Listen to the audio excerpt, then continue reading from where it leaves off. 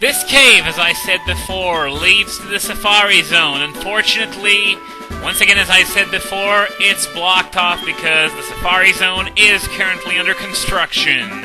But, come on, at least prevent me from going to the Safari Zone. You don't need to block access to the two routes that lead up to it. These aren't under construction, as far as I know at least. But, oh well, it's not like we're going to have to wait too long to get here, because I'm going to be able to pass, I think, either when I beat Jasmine or when I heal the Ampharos at the lighthouse. So yeah, not going to take much time at all. So, since we can't go that way, instead I'm going to... I was about to say go to the gym, but there's still something very important that you want to take care of while you're in the area. You want to go to the northern end of town, and okay, there's a house there. You saw Suicune in the corner. I believe that you actually need to do this if you ever want to get Suicune. So, you might as well come here while you're in the area. Okay. What does this person want? That's it? Usually, an NPC doesn't have this much dialogue unless they give you something, but oh well, doesn't really matter. Anyway, Suicune does its thing, runs away. Well, it took a while to run away, sorry about that, it didn't do it right on cue. But anyway, wherever you see Suicune, Eusine is sure to follow not far behind, and this time, he actually wants to fight. This is the only fight against Eusine, even though you encounter him a bunch of times in this game. And, if I remember...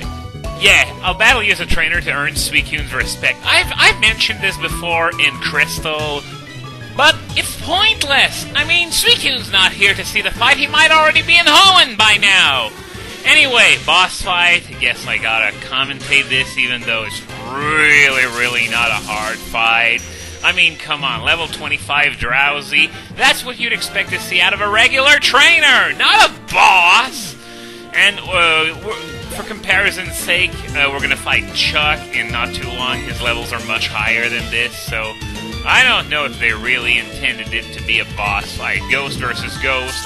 Faster Ghost beats slower Ghost always. Yeah, not very exciting, but I think his third Pokemon actually can be sort of threatening if you're not ready. Oh, Electrode, yeah. And I think it's his ace on top of that. Yeah, level 27. So, is Shadow Ball gonna one-hit KO? Electrode's rather frail, but it's still a final form. Might expect... Oh, okay, he survived. I sort of wanted him to use Explosion, but oh well, Thunder is gonna have to do. It's not like it did a shitload of damage, only 25. Electrode really doesn't have much offense either. All it has is speed, and more speed. It's the fastest of the original Pokemon, but even there, it just sucks. But anyway, now that we've defeated Eusine, we can actually move on to the gym. Well, after a bit of dialogue, that is. By the way, just in case you haven't noticed, in Gold, Silver, Crystal, Ecruteak and Cianwood both had the same song, but in the remakes, there are two different remixes of the same song, because, well, it sort of makes sense, because both towns have very different atmospheres. We got this little beach town, and this other town, which is Ecruteak, which is centered a lot on folklore. Crobat in the lead, it goes without saying, because this is a fighting-type gym.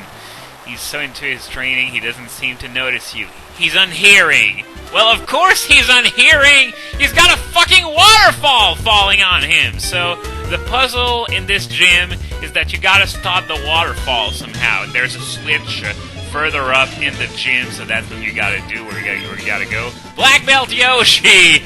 I always get a chuckle out of that name because, well, I know what we're all thinking. But nonetheless, I believe Yoshi is actually a real name in Japan, further strengthening the theory according to which dinosaurs are people too, you know. But anyway, this gym's puzzle, it's really not that hard. It's just, walk up to the switch and press it. Not complicated at all. anything to, not have me do those stupid punching bags from Veilstone again. God damn, that was annoying. But, in Gold, Silver, Crystal, the puzzle wasn't so difficult either. In fact, I like to call that particular puzzle the easiest strength puzzle in the world, because they seem to reuse it a lot throughout the series. It's basically, 3 strength boulders in a straight line. You push the left one forward, you push the right one forward, and you push the middle one either to the right or the left where the other boulders used to be, and there you go, you win! That was really pitifully easy, but yeah, I don't think they wanted to up the difficulty too much because, well, as I said, it's just pressing a switch and you win! Well, you complete the puzzle, that is, but you still gotta fight the gym leader, which really isn't all that hard because, well, as long as you have super effective moves, you're gonna be just fine. By the way, speaking of Chuck, coming back to the whole name subject for a bit, I know I did a crap ton of Chuck Norris jokes back in Crystal, but, I'm not gonna do this again in this LP because this is a different LP, and these jokes have had the time to grow way out of style in the meanwhile. And another thing that I sort of don't like about actually, to be fair, it has nothing to do with Chuck, but rather with one of his Pokemon, and I think I can go press the switch right now. There it is. There's a large winch. Will you turn it? Well, turning the winch, not pressing the switch. Same thing. With pure might, because it's so hard to do. Then again, I'm playing as a 10-year-old, so maybe it's a bit more complicated than that. But anyway, with pure might, it was just a bit over the top. And I wonder, though, why did they put this underling all the way in a corner where you don't even need to fight him to finish the puzzle? I don't get it. But anyway, one of Chuck's Pokemon is a Poliwrath. And one thing that I really hate about Poliwrath is that it's way too similar to Poliwhirl.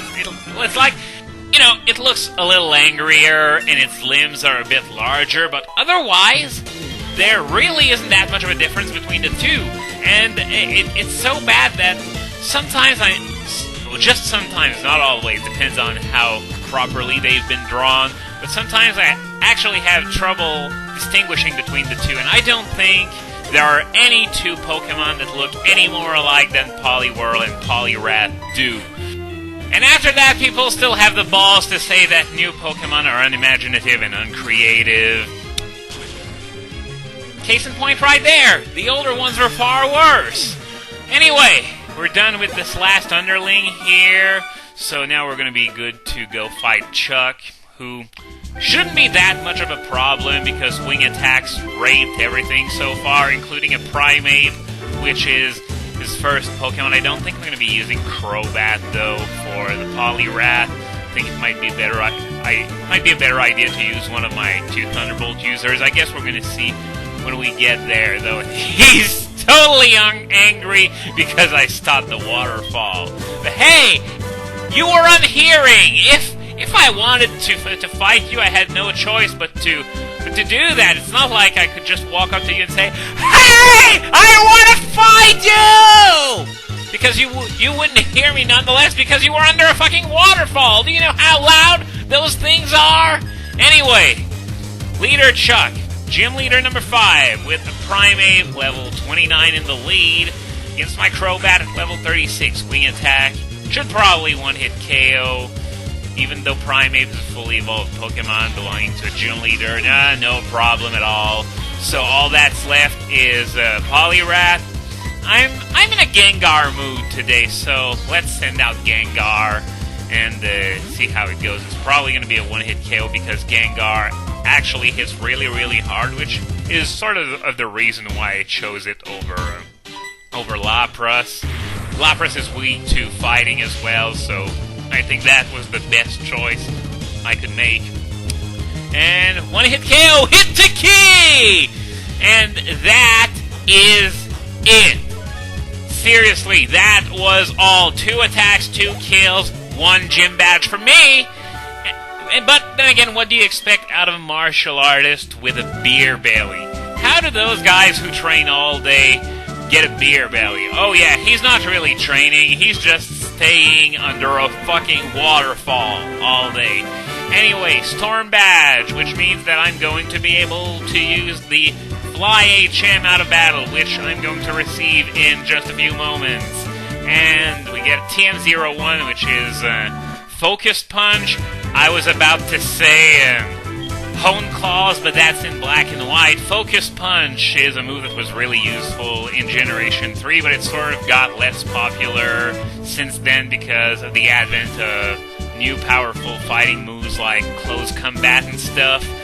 But anyway, now we can actually go get that Fly HM from Chuck's wife, who's right here. It's sort of a shame that I didn't have Fly for this gym, because, well, Wing Attack did just fine. I one-shot everything, but still, Fly, it would have been fun to have an even more powerful move to mow down all these fighting types, so I guess it would have taken a little bit longer, because, well, Fly takes 2 turns instead of 1. Since he was getting a little chubby. Well, at least I wasn't wrong in my assessment. Anyway, now that we got the Fly HM, let's give it to Crobat. Replace Wing Attack. Crobat wants to learn to fly.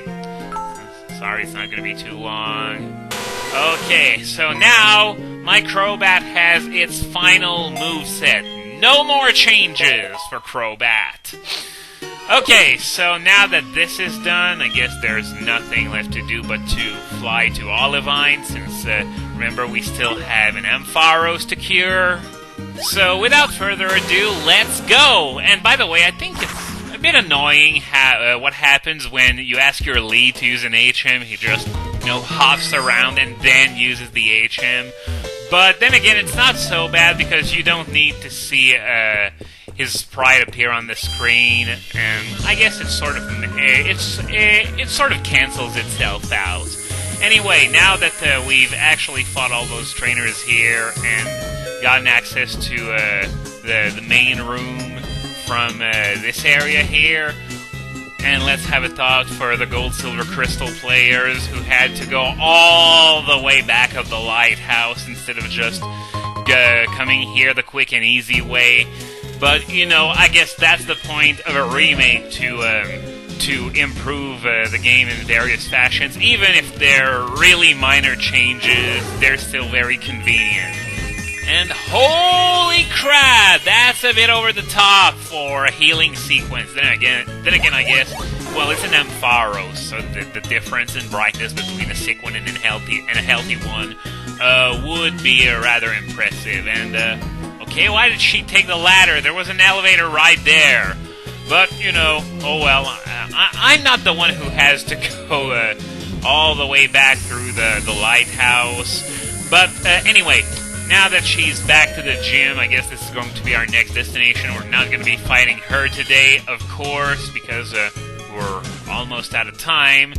So, oh! Phone call from Baoba. This is to tell me that the Safari Zone is ready, no doubt. So, yeah, it indeed happens after healing the Ampharos, but, since I'm in Olivine, might as well fight Jasmine, and I'll go to the Safari Zone afterwards.